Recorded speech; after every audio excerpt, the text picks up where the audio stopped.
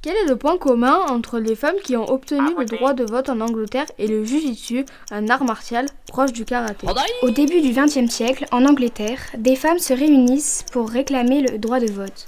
On les appelle les suffragettes. Elles organisent de grandes manifestations pacifiques, notamment devant le Parlement. Mais un jour, tristement connu sous le nom de Black Friday, Rien à voir avec les soldes? des contre-manifestants les attaquent. La police laisse faire. Pire, quand elle intervient, c'est pour emprisonner des femmes pourtant victimes de sévices. 3 manifestantes meurent et des dizaines d'autres sont jetées en prison. Pour pouvoir continuer à manifester, les suffragettes décident d'apprendre à se défendre. Mais comment faire?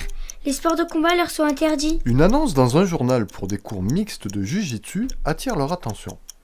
Elles s'attendaient à un cours de gymnastique et au lieu de ça, elles se retrouvent en face d'Edith Garud, une véritable guerrière, pas plus haute que 3 pommes, qui leur enseigne des techniques de combat dévastatrices. En effet, le Jiu-Jitsu a une particularité. Il permet de retourner la force et l'agressivité d'un adversaire contre lui-même. Edith Garud accepte d'entraîner les suffragettes pour permettre à leur chef, Emmeline Pankhurst, de faire des discours publics sans être importunée par la police.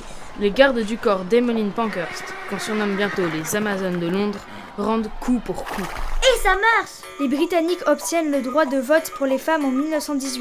26 ans avant les Françaises.